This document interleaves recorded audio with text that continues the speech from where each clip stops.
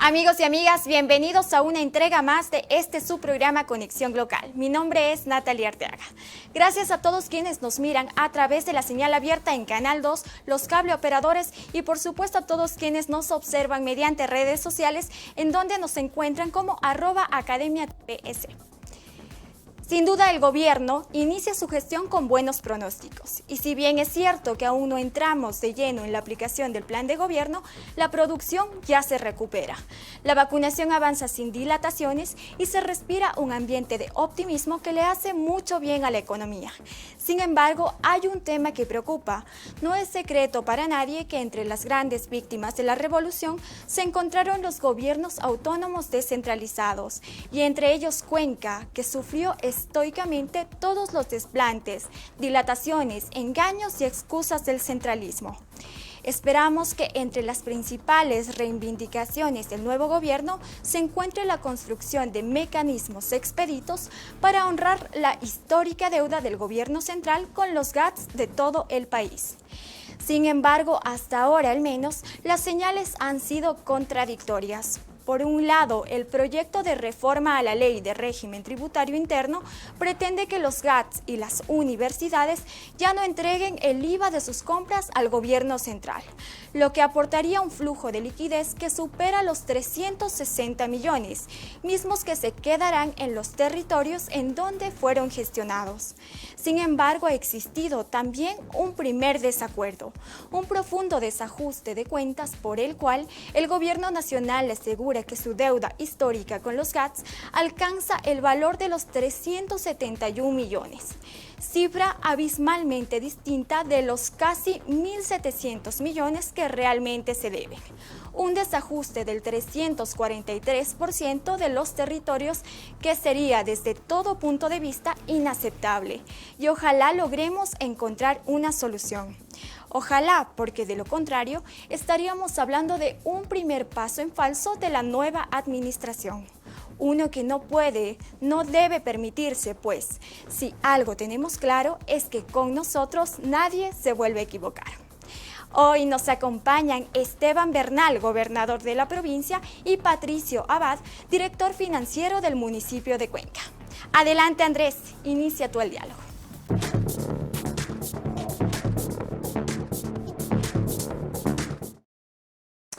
Estimadas amigas, estimados amigos, nuevamente bienvenidos a una nueva entrega de su programa Conexión Local a través de la señal de Academia TV.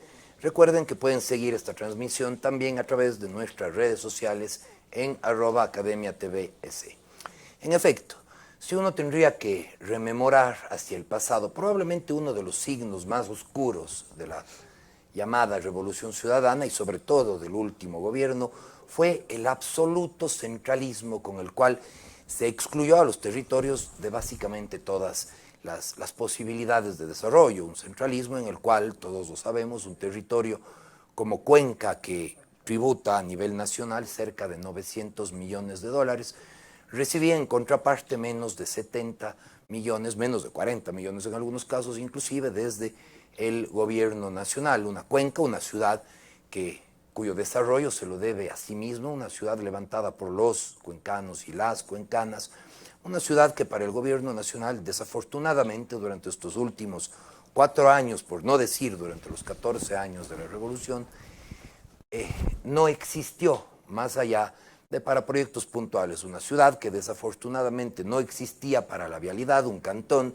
que desafortunadamente no existía para la seguridad, que no existía para la infraestructura, pero eso sí, una Cuenca de la que la gente se acordaba a la hora de poner prisiones de máxima seguridad o de activar la agenda minera. Un tema muy delicado, un centralismo que vivimos, que nos dolió durante muchos años y que ciertamente fue uno de los signos más inequívocos de los últimos gobiernos. Un tema que, sin embargo, creemos y tenemos casi la certeza de que deberá ser revisado y revertido por el nuevo gobierno. Sabemos que el gobierno del presidente Guillermo Lasso entra con una actitud diferente, el clima económico que se respira es totalmente diferente, la inversión se recupera a pasos agigantados y existe ya una primera muestra certera de buena fe con este apoyo restricto de la administración del presidente Lasso al proyecto de reforma a la ley de régimen tributario interno por el cual los gobiernos autónomos descentralizados podrán retener el impuesto al valor agregado, lo que inyectará importantes recursos.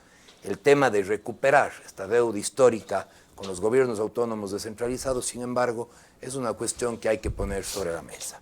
Nos acompañan hoy en nuestro debate mi buen amigo Esteban, gobernador de Cuenca, y felicidades desde ya, enhorabuena, no he tenido la oportunidad de hacerlo personalmente, y también mi distinguido amigo, compañero en la administración municipal, Patricio Abad, justamente para analizar este tema. Querido Esteban, en términos muy generales, es una muy buena noticia, esto de que se va a poder retener el IVA, de que estos recursos ya no van a ir al gobierno central. Sin embargo, falta mucho por caminar para poder volver a hablar de la descentralización. Hay todavía muchas deudas por cubrir, mucha atención que dar a los territorios por fuera de la capital. Esteban, bienvenido y gracias. Gracias, Andrés. Y gracias por tu presencia. Gracias por la oportunidad. Primero, debo decirte que me congracio mucho el hecho de que pueda compartir también con dos buenos amigos, a Patricio. Fuimos compañeros en un posgrado que estudiamos juntos, y lo propio, bueno, Andrés, que andamiaje político siempre hemos estado ahí, siempre del buen lado, ¿no? Desde el lado de poder servir a la gente, de apoyar. Y saludar obviamente a toda la gente que nos ve y escucha. Mira, Andrés, hay varios elementos que son importantes de considerar acá. Primero, si yo podría proporcionar el tema de lo que se avanza en el descentralización, en el proceso de quitar este mal del centralismo, yo creo que podríamos haber avanzado en un 1%. Todavía hay un 99% por lograrlo. Y yo creo que de toda la estructura que termina siendo el centralismo. Y no lo digo por los últimos 14 años que se afianzaron mucho más, sino también por todo lo que vino significando el Estado como tal a lo largo de muchos años. Creo que necesitamos un punto de quiebre. Patricio no me va a dejar mentir sobre las tremendas problemas y yo diría los sufrimientos que se tienen los gobiernos autónomos descentralizados por este proceso. Fíjate tú, te voy a comentar algo y comentarle a la gente. Cuando fui legislador de la provincia, planteé en la reforma del Código Monetario, ¿no?, para varios temas de asignación de recursos que pueden haber, que exista una reforma a tal punto que el GAT que cumpla, ¿no es cierto?, inmediatamente pueda debitar de la cuenta del Banco Central, de la cuenta única, lo que le corresponde. Así como cuando te pasa, ¿no?, cuando te pasa que tú estás debiendo una plata al banco y depositas y tienes la plata para la pensión. Te depositan y el banco, ¡pum!, te capta. Claro. Sí, me explico esto un poco para volver un poco simbólico al tema. Ese debe ser el camino al que deberíamos llegar. ¿Por qué? Porque los recursos de los GATS son de ellos. Son de los GATS, de los gobiernos autónomos descentralizados, provincial, cantonal o parroquial. Y lo lógico alrededor de esto es que ese recurso tiene que darse directamente en las arcas de las diferentes instancias. Pero aquí te hago un paréntesis. Entonces, no contento de ello el centralismo, terminó haciendo que aunque el IVA no se le cobra, ¿o cierto?, a las instituciones públicas, pero tan fuerte fue el centralismo en este concepto que dijo, ok, pero me das a mí y después te devuelvo. El IVA que tú generas. El IVA que te generas, claro. Entonces me das y yo lo te devuelvo. Tamaña aberración económica, administrativa, de procedimiento, de todo. Lo que debían haber hecho, lo que hoy se está planteando efectivamente, que se quede en los GATS. Claro, porque ese es un recurso fuerte. 360 millones de dólares, ¿no? Bueno, esos son los números, 300 millones aproximadamente, 360, ¿te imaginas? Es dinamizar la economía pública, porque va a quedar recursos también para dinamizar la economía pública e implícitamente la privada. Entonces, es un gran avance. Directamente al territorio, 360 Por millones de dólares supuesto. inyectados al desarrollo. Al desarrollo, y que siempre el desarrollo público tiene una concomitancia con el desarrollo privado, pero por supuesto. Así que contento, Andrés. Creo que esto también le hace bien a los gobiernos autónomos descentralizados. En la presentación vi algunos elementos que fueron importantes. Decían, Cuenca fue una de las que más se dolió con el tema del centralismo. Patricio tendrá cifras y datos, pero hoy empieza un caminar hacia esa consecución de un verdadero descentralización y por un concepto muy importante, Andrés. Creo que lo relacionado con el conocimiento de los gobiernos de cercanía son los que deben tener mayor fortaleza en la ejecución de obra. ¿Quién más te conoce el territorio de la parroquia Ricaurte sino su presidente de la Junta? Así es. ¿Quién más te conoce los problemas del Cantón Cuenca sino su alcalde? ¿Quién más te conoce los problemas de la provincia sino su prefecta o su prefecto? Así es. En ese contexto no puede estar tomándose decisiones desde espacios nacionales que finalmente a veces, diría yo, casi la gran mayoría, terminan tomando decisiones con un desconocimiento absoluto del territorio. Ahí nomás el concepto de cómo preveo yo y afianzo esta necesidad de que se profundice en la descentralización, que es un poco el tema que hoy tratamos. Y espacios nacionales, además, que desafortunadamente no solamente captan recursos, sino que, yo lo he dicho abiertamente, ¿no? Hemos vivido ya demasiados años tratando de muchas veces blindar la burocracia capitalina, de blindar instituciones centralistas, sacrificando los recursos de los gobiernos territoriales, de los GATS. Pero que además hay un tema, ¿no? El proceso de devolución no siempre es tan expedito, porque claro, a ver, Esteban, tú decías, es una aberración económica el hecho de decir, claro, el IVA que se genera a través de los mismos procesos económicos en territorio tiene que ir a la cuenta del Tesoro Único para luego ser reentregado nuevamente, pero además el problema es que no siempre es entregado nuevamente, el proceso de devolución, querido Patricio, no siempre es tan expedito como quisiéramos, no siempre es tan fácil la relación de se generan el IVA e inmediatamente regresa, más bien entiendo, y Patricio nos ha acompañado ya 2 años al frente de las finanzas del municipio, más bien la relación para obtener recursos del gobierno central en estos últimos años ha sido más bien tortuosa, compleja. Patricio, y además siempre bienvenido y muchísimas gracias por acompañarnos. Gracias, para mí es un placer ver a 2 personalidades del mundo político que me place de una u otra forma pues conocerlos y también pues compartir estos espacios que nos permiten enriquecernos. Creo que la buena política más bien viene al hecho de poder canalizar, catalizar y sobre todo hacer propuestas que nos permitan mejorar las condiciones y la calidad de vida de los ciudadanos. Eso es lo que esperamos todos y que muchas veces, como ya lo nombraron, como lo nombró mi querido señor gobernador Esteban, y usted mi eco querido como concejal, ese centralismo hace situaciones clientelares, porque la injusticia comienza a verse con recursos que nos pertenecen. Recursos, como bien ya lo habían anotado en los datos, desde octubre del 2015 hasta mayo del 2021, nos adeudaban IVA, o se tenía un cómputo de IVA, más bien para manejar correctamente los términos, de $40.377.000. Entonces, sí, entonces, como pueden ver, no es una cantidad insignificante, todo nos ayuda, dividiendo o sacando un promedio. Obviamente el IVA va a estar en función de las compras que se realizan, de los montos, de las contrataciones, y va a tener una variabilidad pues a lo largo del tiempo, ¿no? Pero hacerle un promedio, pues estaríamos hablando de alrededor de unos $8 millones anuales, que sirve para una serie de programas y proyectos. ¿Cuál es el inconveniente que hemos podido apuntar y tener que vivir ese camino tortuoso? Es el hecho de que no únicamente hablamos de que no se nos paga el IVA en los tiempos adecuados, cuando en este caso se generan también programas como el FINGAD, que el programa como tal es bueno, pero desgraciadamente tiene que triangularse el FINGAD, se firma el convenio por la devolución del IVA a través del Banco de Desarrollo. Claro. Para poder canalizar en programas y proyectos que necesita en este caso la ciudadanía. ¿Cuál es el inconveniente?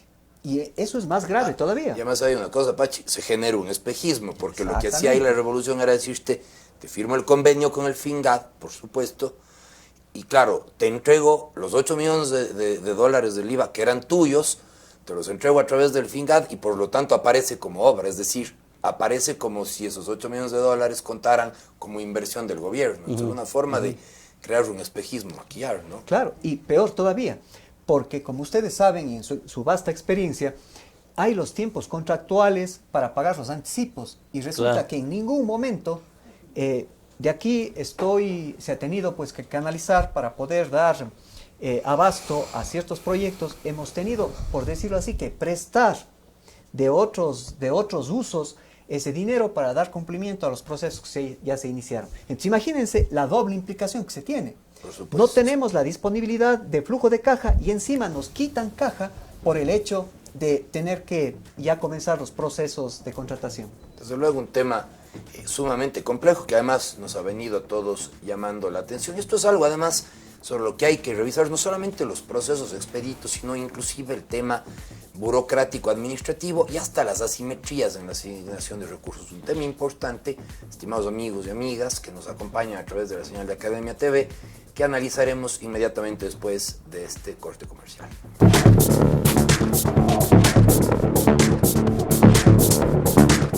Amables televidentes, nuevamente bienvenidos a su programa Conexión Local a través de la señal de Academia TV. Recuerden que para aquellos que no pudieron seguir esta transmisión en vivo, cabe la posibilidad también de mirar nuestros contenidos, no solamente de este episodio, sino de todas las entregas anteriores, en nuestras distintas plataformas virtuales y redes sociales a través de @academiatv.es.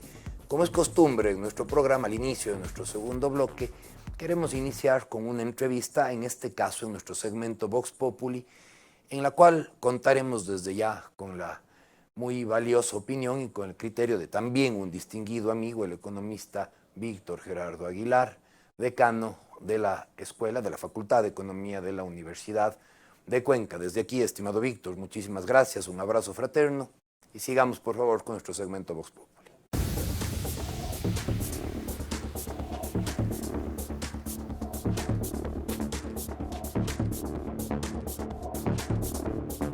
Yo le califico a esto como un alivio, pero reitero, tampoco es una dádiva.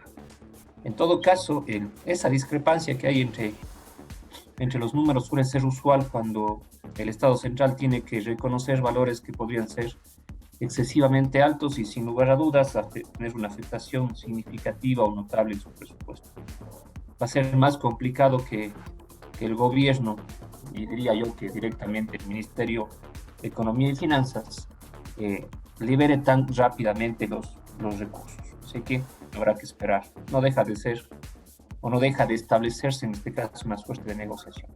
Eso es un alivio de liquidez, sin lugar a dudas, pero también es un alivio procesal. Y eso significa que ya no hay que meterse, como dije hace un momento, en toda esa vorágine de papeleos, de solicitudes, de petición de devolución. Con eso también hay un alivio, que esa inyección de liquidez tiene a su vez ventajas para los proveedores de las universidades y los GATS, que no tendrán que esperar, como está ocurriendo ahora, que pase muchísimo tiempo y muchísimos trámites para poder cobrar por los servicios y bienes que les vendieron estas instituciones. A diferenciar aquí los dineros que todavía no han sido devueltos por efecto del impuesto al valor agregado, del que van a dejar de entregar las universidades al Estado central. Así que uno es lo que deberían devolver y otro es el que vamos a dejar de devolver. Me parece, puede que me equivoque notablemente, estamos hablando de al año de unos 3.5 millones de alivio, solamente para una universidad tipo como la Universidad de Cuenca. ¿Sí? Así que no es cualquier monto. Es decir, si es que se recupere esa cantidad de dinero es bastante bueno. La norma está aprobada en la Asamblea. Yo creo que al menos el no devolver el IVA generado en compras es algo que tendrá que pasar. Ya creo que es indefectible que en el camino algo ocurra.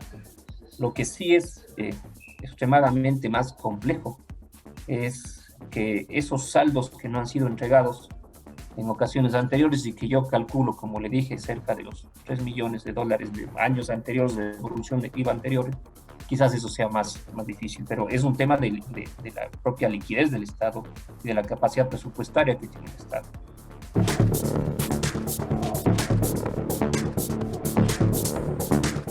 Agradecemos enormemente la participación del señor decano de la Facultad de Economía de la Universidad de Cuenca, mi distinguido amigo, el economista Víctor Aguilar. Un fraterno abrazo desde aquí, Víctor. Estimado Esteban, un tema que, a ver, si bien, como vemos, ¿no?, la sociedad en general y el mundo de la academia reconoce, como no podría ser de otra manera, el nuevo enfoque, la nueva actitud con la que el presidente Lasso ha asumido el gobierno, lo decíamos desde un principio, ¿no? Se siente ya que la producción empieza a recuperarse, se siente ya una nueva confianza del mundo empresarial productivo en el país que le hace muchísimo bien a la economía. Este tema de la devolución del IVA es una cuestión, lo diríamos en términos coloquiales para los futboleros, es un golazo el tema del IVA. Sí. Sin embargo, hay esta contraparte, este tema que nos quedó este pendiente, lo diríamos, ¿no?, que fue este desacuerdo que se dio entre el Ministerio de Finanzas y, en este caso, la representación de los gobiernos autónomos descentralizados, ¿no? Si uno va sumando las deudas de los GATS parroquiales, cantonales y provinciales, se llegaba a una cifra realmente astronómica, cerca de los 1.700 millones de dólares. Es lo que el gobierno nacional, a lo largo de estas últimas décadas, y diríamos con especial énfasis durante la Revolución Ciudadana, durante estos 14 años, son 1.700 millones de dólares los que se les arrebataron a los territorios, los que sirvieron probablemente para desarrollar megaproyectos, obras emblemáticas. Mucho de este dinero, Esteban, debemos decirlo, se habrá perdido en ese pozo sin fondo de la corrupción, desafortunadamente. Pero claro, los que pagan los platos rotos son los GATS. Y el hecho de que, claro, el gobierno nacional en este caso diga, no, a ver, a mí las cuentas me salieron en 360 y abramos mesas de discusión, puede generar cierta inestabilidad, puede preocupar. Sin embargo, entiendo que iremos caminando en ese proceso. Bueno, pero, a ver, partamos del primer paso, el tema de lo conceptual y lo político. Así es. El hecho de que el gobierno te diga, esta es mi cifra, los GATS digan, esta es la mía, no desestime el hecho de que existe un diálogo, porque aquí no hay una imposición. El presidente ha cambiado una forma de gobernar completamente o radicalmente opuesta, 180 grados. Sí, yo te entiendo a dónde va. El gobierno ha dicho, esta es tu cifra, esta es la mía. Exactamente. Y armamos mesas para exactamente. debatir. Ahí ya veamos lo positivo, ¿no?, en este rato. Es decir, le dices, efectivamente, son mis cuentas. Es como cuando llegas vos a tu contabilidad de casa y dices, bueno, esta es mi deuda contigo, y tu hijo dice, no, mi deuda es más. Le dice, bueno, muy bien, sentémonos. Pero una cosa es eso, otra que te digan, no, es esto y con esto nos quedamos. No sería correcto. Sí. Eso como punto uno. Se va a superar. Así es, punto uno. Punto dos, ¿qué viene pasando, mi querido Andrés, con respecto... Ay, qué bueno, quiero saludarle a Víctor Aguilar también, qué bueno que has invitado coincidencialmente 3 economistas y un ingeniero comercial. Estamos aquí, le vamos a hacer bullying al ingeniero comercial. Ingeniero comercial con maestría en economía. Sí, por supuesto, compañero mío, la maestría en economía, por supuesto. Pasa. Pero mira tú, los que hemos entendido la economía desde la perspectiva un poco más liberal, sin embargo respeto a quienes tienen la otra percepción. Entendemos que los recursos estos se revierten. Estamos hablando de 370 millones de dólares que vienen a inyectarse en los gobiernos autónomos descentralizados, que a su vez dinamiza la economía. Al dinamizar la economía generas mayor productividad. Al generar mayor productividad generas mayor empleo. Y al generar mayor empleo generas también mayor gasto y por lo tanto más tributación. Al final tienes un ciclo económico virtuoso que termina generándole recursos al Estado, si bien no en la cantidad que puede haber sido acá, pero vas generando y cumpliendo otras acciones paralelas de carácter social como el empleo, lo que mencioné hace un momento, y la dinamización de la economía como tal. Entonces, esa actitud que tuvo el presidente de decir vamos a entrar en un proceso distinto de administración económica, va a empezar a dar los resultados en el inmediato plazo. Y te pongo otro ejemplo, mi querido Andrés y Patricio. Cuando tú entiendes y le dices, el presidente Lasso planteó de que vamos a bajar el nivel de impuestos también. Cualquiera podría decir, increíble, le está dejando la plata a los GATS. A más de eso, que les corresponde, por cierto, ¿no? Claro. A más de eso, va a bajar los impuestos. Entonces, aquel que quiere incomodar al gobierno dice, no, pero eso está mal, ¿por qué? Porque usted no me va a garantizar el gasto corriente mínimo, que son educación, salud, etcétera. No, señor, porque todas esas acciones, todas, los que creemos desde este lado de la visión económica distinta, tiene un periodo de plazo, sí, de dificultad económica, pero esa misma dificultad económica que se cree en el inicio genera virtudes económicas en el futuro, porque tú estás bajando el efecto multiplicador, para entender en términos generales, sabíamos decir en campaña electoral, el amigo que vende hot dogs en la esquina, ¿no? Si baja el precio del pan y baja el precio de la salchicha, ¿vende más o vende menos? Vende más. Si sube el precio del pan y sube el precio de la salchicha, ¿vende más o vende menos? Vende menos. Esa es la lógica. Si nosotros bajamos los impuestos, si nosotros tomamos la actitud de devolverle al gas los recursos del IVA que le pertenecen, ¿qué van a pasar con ellos? ¿Dinamizas o no la economía? Pero por supuesto. Y al dinamizar la economía, cumples para lo que es para mí hoy en día, excepto el tema de vacunación por este tiempo temporal, ¿no? Porque este rato la mejor política económica, social, de todo tipo, es vacunar. La vacunación, sí, sin duda. Ya, algún momento me invitas y conversamos cómo hemos avanzado en estos periodos en el tema de vacunación, que la gente lo percibe y lo siente. Pero mira, Andrés, en este momento, para nosotros, lo que siempre hemos dicho, y lo que siempre es un concepto de vida, la mejor política social se llama empleo. Y en el momento en que tú generas empleo, has acabado con muchos problemas económicos, sociales, delincuenciales, porque mejoras la seguridad, etcétera. Todo eso está dinamizado a través de esta propuesta. Baja el precio del pan y vende más. Por supuesto. Y aquí creo que es importante reconocer algo, y eso hay que hacerlo así. Ciertamente hay una diferencia importantísima en estas primeras cuentas, bien lo decían algunos medios de comunicación, un saldo en contra de como el 340% en contra de los gastos, pero claro, ¿no? Lo que acaba de decir el señor gobernador es cierto, ¿no? A ver, estas son tus cuentas, estas son las mías, e inmediatamente el ministro de Finanzas anunció la creación de mesas para debatir el tema y para llegar a la cifra real. Ahora aquí me imagino que lo clave será los insumos que los GATS podamos llevar a esa mesa de discusión, los registros que los GATS, porque siguiendo con el ejemplo que ponía Esteban, bueno, yo le digo a mi hijo, te debo tanto, él dice, mentira, me debes tanto. Bueno, alguien tiene que tener papeles aquí, alguien tiene que tener papeles. Alguien tiene que tener papeles, porque si no es tu palabra contra la mía. Pero en este caso él va a tener una tablet, ¿no? ¿Cuáles son? Sí, pues, ¿no?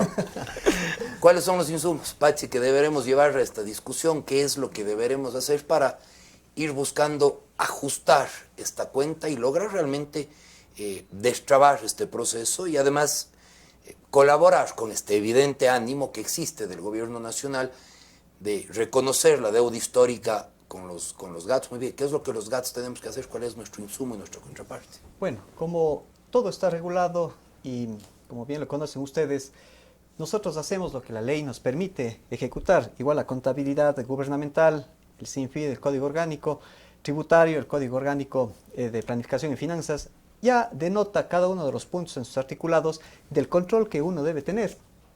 Asimismo, pues, por más economía doméstica, uno debe contar cuántas monedas y cuántos billetes tiene en el bolsillo, pues, ¿no? Para poder determinar y conversar con el hijo. Entonces, de la misma forma, nosotros tenemos ya los valores que se han presentado. En este caso, se manda al SRI cada una de las resoluciones para poder computar y de esta forma tener establecido de cada año, de cada mes, la presentación de las declaraciones de IVA que nosotros tenemos, justamente que se imputan al hecho generador de la devolución. Pero hay que no corresponde al IVA, la que corresponde a las asignaciones por el modelo de descentralización, que también forman parte de estos 1.600 millones que en teoría se adeudan, ¿no? Sí, es que ahí viene justamente esa situación que afecta doblemente a cada uno de los gobiernos, tanto cantonales como también gobiernos provinciales, GATS parroquiales, que se ven afectados por el hecho de tener que disminuir el flujo de efectivo que el economista Víctor señalaba y que nos da un alivio. No es que nos viene adicionalmente, dejamos de, que es otra cosa, que está presupuestado dentro de las compras, dentro de las programaciones que nosotros realizamos. Entonces eso nos permite generar este dinamismo para que el mismo dinero se quede y pueda generar pues un ciclo, como bien lo mencionó pues el señor gobernador, de alcance y proyecciones de generar más riqueza, más movimiento económico dentro del cantón, que es lo que estamos necesitando. Pero algo muy importante también, aprovechando con el señor gobernador, economista Esteban, es el hecho de canalizar adecuadamente las devoluciones que deberían hacerse. ¿Por qué? Recordará, economista Andrés, que nosotros nos sentamos pues hace un año y medio atrás para conversar sobre esta devolución que estábamos necesitando y sobre las inversiones que habíamos hecho, y que tuvimos que canalizar otros recursos para poder pues dar el avance a lo que se había planificado. En ese entonces se nos ofreció y se les ofreció a una serie de GATS lo que son bonos. Pero los bonos no tenían las características de bonos que se emitieron, que es una muy buena forma, pero siempre y cuando también cumplan con situaciones de orden tributario que se puedan negociar. Y Esteban podrá recordar, hace varios años, se entregaron hace 5 años más o menos, los famosos CTBs. Veía yo en las cuentas récord $7 millones que duraron 3 meses. ¿Por qué? El ciudadano, al menos podemos hablar de nuestro cantón cuencano, le gusta apoyar al municipio, paga puntualmente todos sus haberes que tiene con la caja fiscal municipal, y en este caso se presentó una serie de empresas que inmediatamente, como sabían que se podía negociar en el SRI, inmediatamente los tomaron, generando pues una proporcionalidad de manejo, liberando estos fondos y permitiendo que se tenga una caja nuevamente de flujo dentro del municipio. Esta ocasión, la estructura de bonos que nos presentaron realmente se limita completamente. Entonces, eso también hay que ser muy claros dentro de la negociación, dentro de las conversaciones, que tengan las características, que permitan realmente la solvencia, la sostenibilidad y sobre todo, pues, lo que el economista Víctor señalaba, esa libertad del flujo de caja en el corto plazo, porque a la final de cuentas, claro, porque si no nos vamos a ser afectados. Tenemos nosotros mantenemos el registro contable de un pago de IVA, pero resulta que tenemos papeles que no son tan apetecidos en el mercado. Y deben ser recursos que transformen rápidamente en liquidez. En efecto, esto es un tema fundamental, estimados amigos y amigas, en el que ya no solamente se trata del cuánto, sino del cómo se va a entregar, inclusive de las asimetrías en el proceso. Eso es un tema que tocaremos inmediatamente después de este corte comercial. Sigan con nosotros en la señal de Academia TV.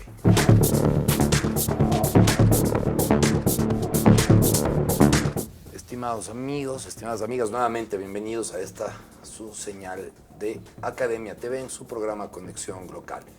Antes de retirarnos a la pausa, conversábamos, estimado Esteban, que no solamente el problema termina siendo la tramitología o el cuánto se debe, sino también la asimetría. Decíamos hace un momento, ¿no?, que Cuenca ha sufrido mucho el tema del centralismo. Pongo nada más 2 ejemplos al caso. Uno, hace ya varios meses logramos determinar justamente con Patricio, por ejemplo, que de un territorio, lo decía al comienzo de la entrevista, que tributa cerca de $900 millones, lo que regresa es algo más de 40, esto equivale al 7%.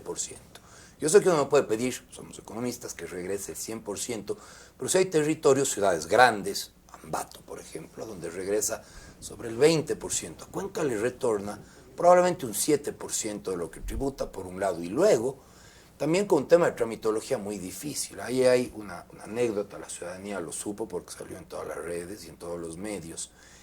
El gobierno municipal en el presupuesto del año 2020 presupuestó, valga la redundancia, un monto de obras públicas que se acercaba, si Pachi no me deja mentir, a los $80 millones. ¿Qué necesitaba para poder ejecutar? Ojo, esto era un crédito obtenido por el GAD, que lo único que necesitaba para poderse ejecutar era el aval soberano, para que se haga la transferencia de fondos. Aval soberano que necesitábamos para la obra del 2020 y que llegó el 24 de noviembre de ese año. Es decir, la actitud decía alguien, el perro del hortelano, ¿no? Ni como, ni dejo comer, ni te doy los recursos, ni te permito gestionarlos. Ahora aquí, Esteban, nosotros vemos con muy buenos ojos figuras como tú en la nueva administración, figuras como un exalcalde, Marcelo Cabrera, en el Ministerio de Obras Públicas, cuencanos, al frente de la administración, que deberán corregir esta simetría. Esteban, esta pregunta, y además entiendo que tenías ya una agenda pactada, con tu respuesta y además tu despedida y mi agradecimiento por tu presencia aquí. No, gracias, mi querido Andrés. Como te dije, me comprometo en una próxima en tratar de guardar los espacios necesarios para poder compartir un panel tan interesante y con buenos amigos. No, gracias a ti por tu Mira, presencia. yo creo que efectivamente el tema del cómo siempre va a ser un problema, el cómo lo logramos, porque la teoría y la voluntad está ahí. Te respondo a eso, pero también te quiero dar un tip sobre el tema de la porcentualidad de retorno. Es real, pero también está basado en la aportación enorme que da nuestro país, nuestra ciudad como tercera ciudad de aportación. Somos la ciudad con mayor recurso per cápita en la corporación municipal. Es decir, tenemos un dinero tal versus la cantidad de personas de las que tienen que servir, versus lo que tiene Quito, por ejemplo, ¿no? Y ese ya es un punto de partida positivo que somos como ciudad. Luego de eso tenemos también la posibilidad de ser una de las ciudades más, si no yo estoy convencido, no te tengo el dato exacto, pero somos la ciudad que más aporta per cápita. Claro, En el país. sin duda. Sí, más aporta per cápita. Entonces, tributariamente. Por lo tanto, sí deberíamos ser más recíproco con esa responsabilidad tributaria que es de gente honesta, valiosa, empresarios de primer nivel. Pero, sin embargo, también hay que entender la solidaridad que existe en el proceso de la distribución que tiene que darse, porque fíjate vos que hay provincias que no tienen mucha aportación tributaria. ¿Te imaginas si devolvemos en función de sus realidades? Claro, No queda con nada, pues. Claro. ¿No? Entonces, ahí viene el tema del equilibrio, en eso hay que tener mucha conciencia. Y lo otro, sí, yo creo que el presidente ha tenido la confianza de tener a personas que hemos tenido algo de experiencia también en la vida pública, que conocemos los problemas de la ciudad, de la provincia. Yo he estado con el ministro de Obras Públicas, he conversado, le he manifestado que estamos totalmente esperanzados los azuayos en que vamos a tener un cambio, una realidad en el tema vial. Tenemos reunión sobre todo tema vial, pero también, ahí está el tema de la retribución también. Fíjate, Andrés, en el último boletín del Ministerio de Obras Públicas tenías vos la inversión del gobierno anterior, en el último boletín, en el informe del ministro saliente, $24 millones en el último año, 24 millones, algo así, en la zona norte, en tales obras, y venía bajando, no como si estuviera en tema de territorio, venías del norte, iba bajando, y llegábamos a la Azuay en 1 millón y pico. Entonces, claro, realmente ha sido terrible, yo diría una agresividad en contra, años en el tema vial, contra el Azuay. El presidente ha sido sensible, ha puesto a un exalcalde, exprefecto, conocedor de los problemas viales, a que obviamente nos entregue varias soluciones en ese ámbito. Pero Andrés, yo creo que tenemos toda la voluntad. El gobierno del encuentro, que lo lidera el presidente Guillermo Lasso, estará, por supuesto, siempre abierto a encontrar el cómo, Patricio. Claro. Al alcalde le he dicho, le he exteriorizado toda la voluntad de hacer ese trabajo articulado y que nos permita efectivamente encontrar los caminos a esa prosperidad que todos queremos. Así que te agradezco, créeme que me quedaría más tiempo en este valiosísimo programa, pero a veces las obligaciones llaman. Entendemos. Un abrazo a todos quienes estábamos y gracias más bien por compartir. Muchísimas gracias a nuestro amigo Esteban, gobernador de la provincia de La Azuay, por tu presencia. Esteban, siempre bienvenido, te tomo la palabra, hay muchos temas que discutir, seguridad, vacunación, así que no será esta la última vez. Muchísimas gracias, Esteban. Y en el breve periodo hasta que el señor gobernador, con nuestro agradecimiento para retirar, querido Patricio, continuamos en esta conversación que es tan importante. Probablemente ahora entonces uno de los grandes retos, y lo decíamos Pachi, es lograr o encontrar los mecanismos o plantear las políticas públicas para que podamos tener desde el gobierno nacional un nivel de retribución más alto, considerando el nivel de tributación que tiene la provincia de La Azuay y en particular el Cantón Cuenca. Sin embargo, también es importante decir algo que creo que se debe rescatar. Uno de los, digamos, fenómenos negativos que se pudo ver en cambio en administraciones anteriores fue una suerte de caída progresiva en esta dependencia de los fondos del gobierno central. Cuando también es cierto, Pachi, que las ciudades y los cantones deben ser creativos. Y si el gobierno nacional es una fuente y una fuente fundamental de inyección de recursos económicos a los territorios, pero también el gobierno tiene que ser creativo, tiene que encontrar formas y mecanismos de levantar recursos frescos y de tener, de seguir fondeando y muchas veces inclusive llenando esos vacíos y esas carencias que se vienen dando a veces por la carencia de transferencias del gobierno nacional. ¿Cómo es ¿Cómo es la historia del municipio de Cuenca en ese sentido? ¿De dónde más hemos logrado obtener nuestros fondos? ¿Cómo hemos cubierto esas carencias del centralismo? Bueno, realmente ha sido un trabajo bastante complicado, en el cual más bien las voluntades de la parte, pues en este caso, del legislativo local, con usted mismo, mi estimado economista Andrés, se ha trabajado varias facilidades incluso para poder establecer momentos y sobre todo elementos que nos permitan ir interactuando, porque el gasto, la necesidad y el servicio no paran. De una u otra forma, ya sea por problemas exógenos o problemas endógenos, nos hemos visto realmente afectados por la falta de liquidez, tanto como en el primer punto que veíamos, el IVA, por un lado, que eso generaba que tengamos expectativas, que tengamos incluso ya convenios como el FINGAD, en la cual se firmaba pues ya los contratos, y la ley también imputa a que se tengan días contados para que se puedan cumplir con los pagos debidos. Adicional a eso, también los pagos de las planillas que vienen posterior al pago del anticipo y sin tener la retribución, en este caso del IVA, para poder cubrir dichos fondos. Entonces tenían que cumplir en muchos de los casos. Con los proveedores se ha conversado, hemos tenido los acercamientos debidos para comenzar pues a desplazar esos pagos que merecidamente tenían derecho por la obra, por sus recursos que estaban poniendo. Eso por un lado. Entonces ya de ahí ya tenemos una dificultad. Claro. Otra dificultad de lo que justamente nombraba y apuntaba usted es el hecho de los retrasos en los pagos mensuales que deberíamos tener por equidad territorial. Recordará usted, mi estimado economista, en el mes del año pasado, en el mes, una vez entrada la pandemia, con abril. Así es, abril, mayo, salió pues los decretos en los cuales de un plumazo realmente se reducían notablemente los valores, y después pues hubo un acercamiento, claro, y conversación. Correcto. Entonces imagínense, mi querido economista Andrés, que nosotros ya teníamos una programación y un presupuesto que se aprobó en el 2019 para su aplicación, como bien lo dice la ley, desde el 1 de enero del 2020.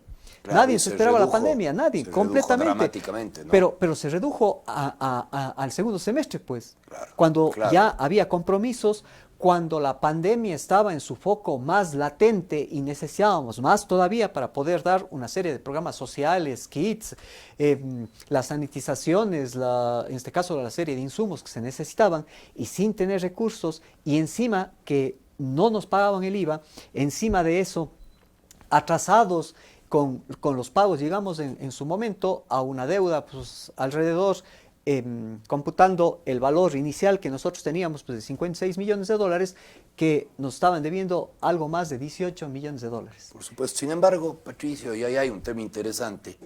El señor alcalde, alguna vez en una intervención al caso, decía, no obstante, todas estas carencias se fueron abriendo, se fueron solucionando con algo que se debe reconocer, muchísima creatividad desde la administración, en la cual hemos ido levantando fondos de distintos préstamos, organismos, entiendo, de cooperación, líneas de crédito. Al final del día creo que también hay que reconocer eso. Mucho se ha perdido y se vio reflejado por el golpe económico de la pandemia. Sin embargo, también hay que decir que el gobierno de Cuenca logró no solamente sostener, sino incrementar la inversión en obra pública en el año de la pandemia. Y usted ve que se abrió una serie de frentes de crédito, de consecución de fondos. Cuéntenos, Pachi, un poco cómo fue eso, de dónde este proceso sumamente creativo, cómo captamos, abrimos nuevas líneas, cómo fue este proceso.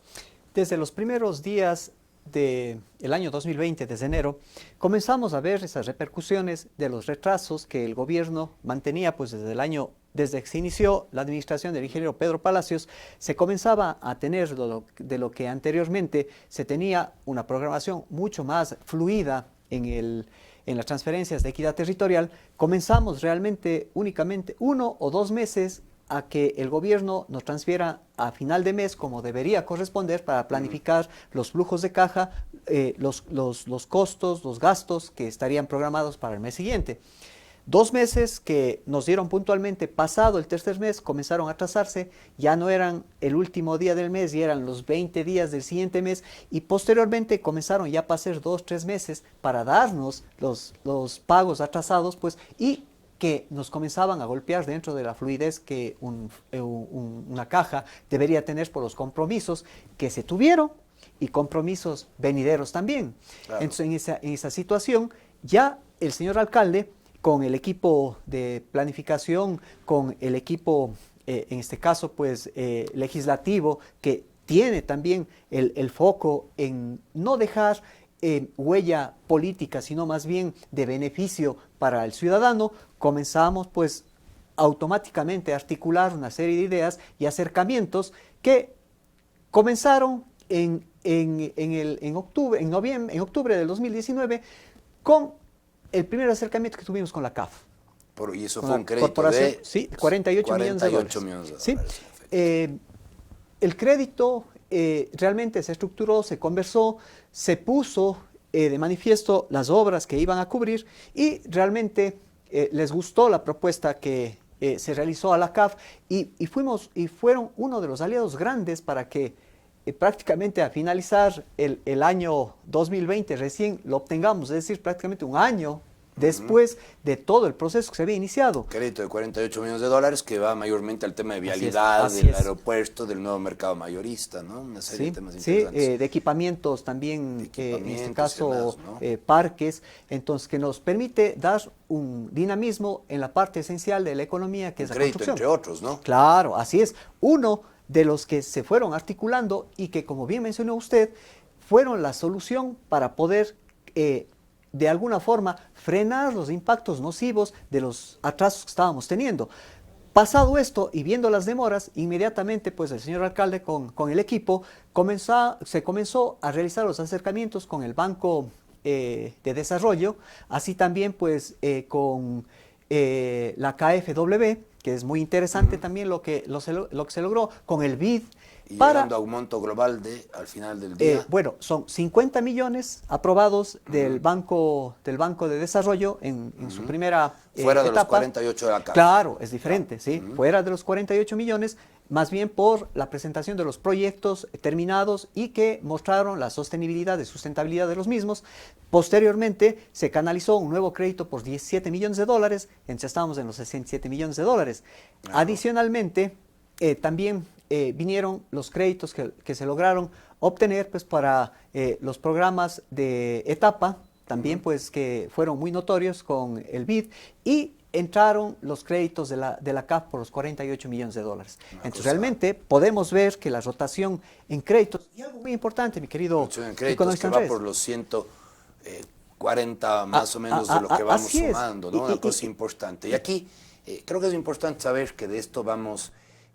y podemos seguir además elaborando porque son temas sumamente valiosos. Y le tomo la palabra a Pachi, ya el tiempo apremia y debemos ir cerrando el programa. Sin embargo, claro, deberíamos tener un segundo programa para ir desagregando las fuentes de crédito y los mecanismos de pago. No obstante, Pachi, además de agradecerle aquí desde hoy su presencia, para ir cerrando el programa y con su despedida al público, finalmente contamos entonces con un proceso sólido de financiamiento desde el GAD. Sí, y algo muy importante para finalizar y agradecer este interesante espacio, más bien que importante es enriquecerse de inteligentes propuestas, de caminos de solución de la ciudadanía, que es lo que buscamos de una u otra forma, la nueva administración, la nueva política, que a más de generar estos espacios, también buscan soluciones y que la ciudadanía más bien va a tener presente de dónde viene, cómo vienen y que realmente no solo son palabras, sino son elementos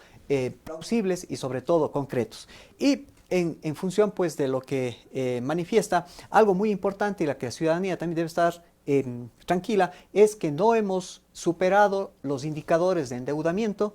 Están hechas las corridas financieras, está determinada la sostenibilidad. Exacto. Intacta. O sea, no hay un sobreendeudamiento, más bien está controlado, nos permiten pues que podamos darle la liquidez necesaria y adicionalmente pues las recuperaciones, lo que estaremos pues en el ámbito de el efecto económico que tendrá en la ciudad. El señor alcalde pues hablaba de alrededor de 50.000 empleos directos e indirectos. Entonces imagínense este momento cuando vemos pues que compatriotas salen de otros cantones fuera del país, más bien aquí encontramos esas soluciones. Tranquilidad en este sentido, y que ha sido avalado por organismos como la CAF, porque han revisado las corridas, las grillas económicas, igualmente el Ministerio de Economía y Finanzas. Y probablemente esa solvencia, esa tranquilidad es lo que más valoramos. También lo había dicho ya el señor gobernador, aquí no hay mejor medida económica que la creación del empleo. El señor gobernador hablaba de crear empleos, Patricio Abad, habla usted también, el señor alcalde hablaba de crear 50.000 empleos directos, coincidimos en eso. La mejor medida económica, la más sana, la más saludable, siempre la creación de empleos, y estaremos pendientes, estimados amigos y amigas de Academia TV, para seguir analizando todos los insumos, medidas económicas y distintos programas, tanto del gobierno nacional como del gobierno local, buscando siempre el análisis serio, el análisis razonado y el análisis técnico, por supuesto, para lo cual la Academia tiene siempre las puertas abiertas. Recuerden, para los que no pudieron seguir esta transmisión, que pueden también descargarla de nuestras distintas redes sociales a través de la señal de @academiatv. Estimados amigos y amigas, Bachi, muchísimas gracias por su presencia aquí, y a ustedes, amables televidentes, muy buenas noches.